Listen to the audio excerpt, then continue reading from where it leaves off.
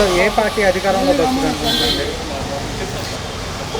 దీంట్లో ఎటువంటి సందేహం లేదు. వైఎస్ఆర్ కాంగ్రెస్ పార్టీ జగన్ నేతృత్వంలో వారు ఫామ్ చేయబోతారు. ఎందుకంటే ఇప్పుడు దాకా సంక్షేమ పథకాల్లో నాకు ఊహ తెలిసిన కాంచి ఇలాంటి సంక్షేమ పథకాలు ఎంతవరకు అందలేదు, నేను చూడలేదు.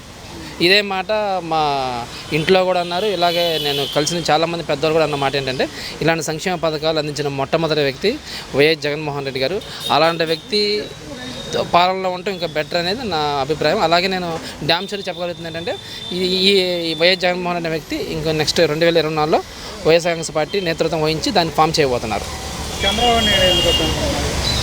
చంద్రబాబు నాయుడు పరిపాలన అంటే ఇలాగే ఉంటుంది అనేది చంద్రబాబు నాయుడు చూసాము. తర్వాత ఇప్పుడు జగన్మోహన్ రెడ్డి వచ్చిన తర్వాత అంటే ఒక పరిపాలన అంటే ఈ రకంగా ఉంటుంది, ప్రజలకు సంక్షేమ పథకాలు అందించవచ్చు, ప్రజలు హ్యాపీగా ఉండొచ్చు.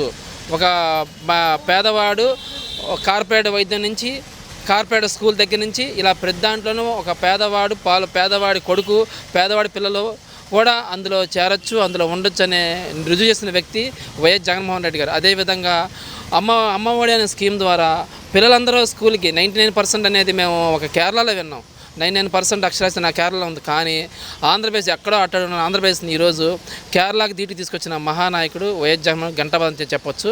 వారు రాజకీయాల పక్కన పెడితే అలాంటి వ్యక్తిత్వంలో మా పిల్లల భవిష్యత్తు, అలాగే చాలామంది ఈరోజు పెట్టిన ఆరోగ్య సురక్షణ అది చాలా ఎక్సలెంట్. అది ఏ రకంగా అంటే ప్రతి గడపకు వచ్చి బెల్ట్ చాలామంది మేమందరం కూడా మా ఇంట్లో కూడా బ్లడ్ టెస్ట్ అంటే ఏమో ఖచ్చితంగా కూడుకున్న పని, మాకెందుకు, మళ్ళీ వాళ్ళు తీసిన తర్వాత వాళ్ళు ఏదైనా మాట చెప్తారు, దానికి మేము అంగీకరించలేము, అంటే మేము జీర్ణించుకోలేమన్న భావన ఉండేది. అలాంటి భావన కూడా వారు బ్లడ్ టెస్టులతో పాటు మెరుగైన వైద్యం అందించిన మహానాయకుడు వైఎస్ గంటబద్ధం చెప్పవచ్చు. అదే రకంగా అమ్మఒడి ద్వారా కానీ అమ్మఒడి పిల్లలకి ప్రతి స్కూల్లోనూ ఆయన ఇచ్చిన 15,000 మాకు అందుతుంది. ఈ రకం చూస్తే మేము స్కూల్కి కట్టేది 7,000 6,000. అలాంటిది పిల్లలకి పిల్లలకి బడ్డం లేకుండా పోయింది. ఒక మధ్యాహ్న పూట పథకంగా మధ్యాహ్న పూట మన ఫుడ్ పథకం కానీ, అదేవిధంగా వాళ్ళకి అందించే స్నాక్స్ కానీ, అదేవిధంగా వారికి అందించే షూ దగ్గర నుంచి బట్టలు కానీ మేము చూస్తే మా పిల్లలైనా మేమైతే స్వతంత్రంగా మేమైతే మామూలుగా అయితే ఇవన్నీ మేము సమకూర్చలేమే, అలాంటి వ్యక్తి సమకూర్చుకోవడం. అలా అంతేకాకుండా మేము కళ్ళకన్నా ఇంగ్లీష్ దాన్ని మాకు దగ్గర తీసుకొచ్చిన మహానాయకుడు ఆయన. ఇంకా అటువంటి వ్యక్తి పరిపాలన కాకుండా మేము వేరే పరిపాలన కనీసం ఊహించుకోలేకపోతున్నాం. 2023 ఎలక్షన్లో వైసీపీకి ఎన్ని సీట్లు వస్తాయి, టీడీపీ జనసేనకి ఎన్ని సీట్లు వస్తాయి?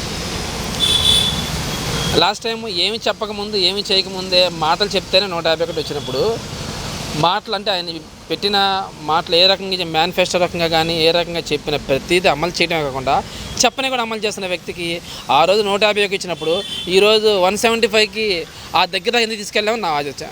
దగ్గర తీసుకెళ్తారు, ప్రజలు కూడా దీన్ని గమనించి ఖచ్చితంగా ఆయనకు ఓటేస్తారు.